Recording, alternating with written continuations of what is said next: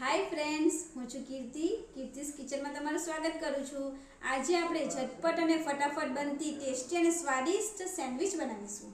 Sandwich બનાવવા માટે ઝીણી સમારેલી 2 નંગ મેં ડુંગળી લીધી છે, 2 નંગ કેપ્સિકમ લીધા છે, 2 ચમચી ગ્રીન ચટણી લીધી છે, 2 ચમચી ટમેટા સોસ લીધો છે, 1 બટરની સ્લાઈસ લીધી છે, 2 ચમચી માયોનીઝ લીધું છે, 1.5 ચમચી ચાટ મસાલો લીધો છે, 1 ક્યુબ ચીઝની લીધી છે અને સેન્ડવિચ માટે 6 નંગ મેં બ્રેડ લીધા છે।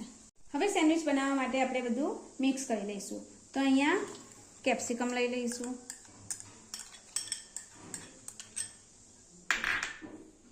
ઝીણી સમારેલી ડુંગળી લઈ લઈશું,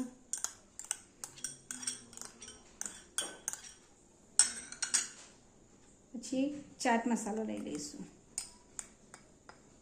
खाली आ 3 ज वस्तुथी सेन्डविच एटली सरस बनशे के टेस्टी बनशे।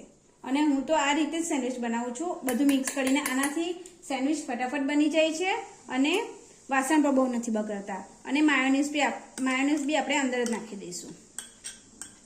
अने फ्रेंड्स, हूँ तो हर वखत आ रीते ज सेन्डविच बनावुं छुं। तमे कई रीते सेन्डविच बनावो छो ए पण मने कमेंट करजो। अने आ रीते एकवार सेन्डविच बनावीने तमे ट्राय करजो।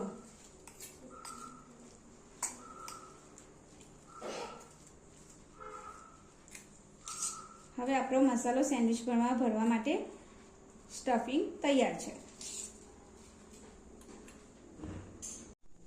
હવે આપણે બ્રેડની સ્લાઈસ કટ કરી લઈશું।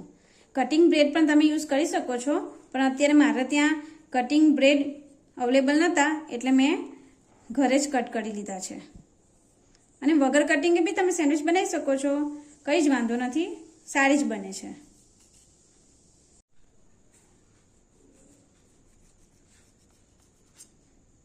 હવે આપણા બ્રેડ કટ થઈ ગયા છે, તો આપણે એના ઉપર સ્ટફિંગ ભરી લઈશું। એક સ્લાઈસ ઉપર આપણે બટર લગાવીશું અને એના ઉપર આપણે ગ્રીન ચટણી લગાવીશું।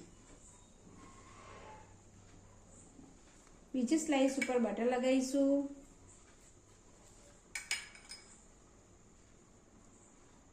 પછી એના ઉપર ટમેટો સોસ લગાવીશું।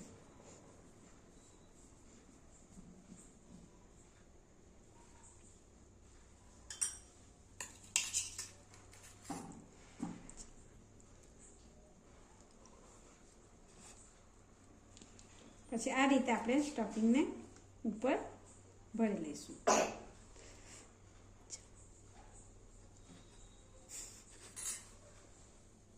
સ્લાઈસને આપણે ઉપર મૂકી દઈશું। હવે આપણે આને સેન્ડવિચ મેકરમાં શેકી લઈશું।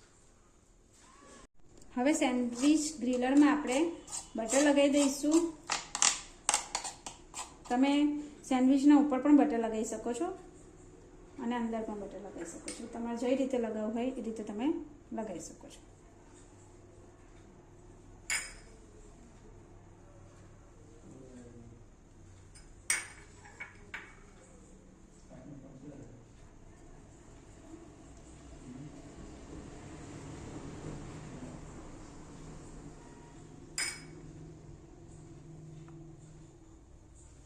હવે આપણે આને બંધ કરી દઈશું અને સેન્ડવિચને ગ્રીલ થવા દઈશું।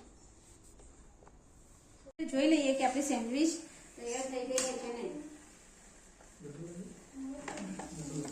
હવે આપણી સેન્ડવિચ તૈયાર છે, તો હવે એને આપણે બહાર કાઢી લઈશું।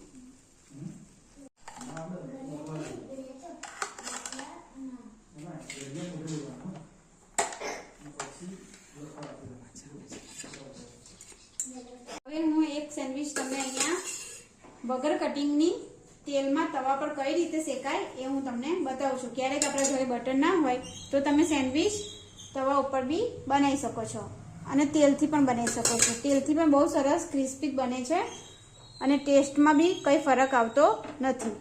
તમે જોઈ શકો છો કે અહીંયા તવા ઉપર હું સરસ શેકીને દબાઈને સેન્ડવિચ બનાવીશ।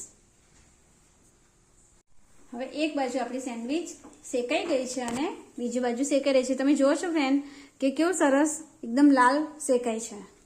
આપણી સેન્ડવિચ તૈયાર થઈ ગઈ છે, તો હવે આપણે એને નીચે ઉતારી લઈશું। હવે આપણે સેન્ડવિચને કટ કરી લઈશું।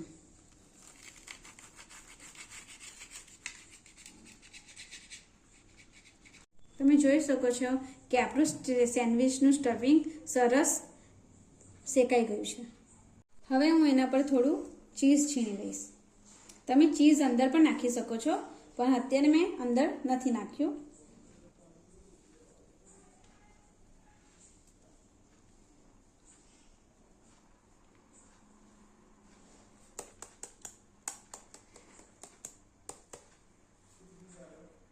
ટેસ્ટી અને સ્વાદિષ્ટ મારી ચીઝ સેન્ડવિચ તૈયાર છે. આ સેન્ડવિચ તમે ગ્રીન ચટણી અને ટમેટા સોસ જોડે ખાઈ શકો છો. અને ગ્રીન ચટણીનો વિડીયો જોવો હોય તો ડિસ્ક્રિપ્શનમાં તમને લિંક આપેલી છે, એમાંથી જોઈને તમે ગ્રીન ચટણી બનાવી શકો છો. જો તમને મારો વિડીયો ગમ્યો હોય તો મારા વિડીયોને લાઈક, શેર, કમેન્ટ અને મારા ચેનલને સબસ્ક્રાઈબ કરો. Thank you.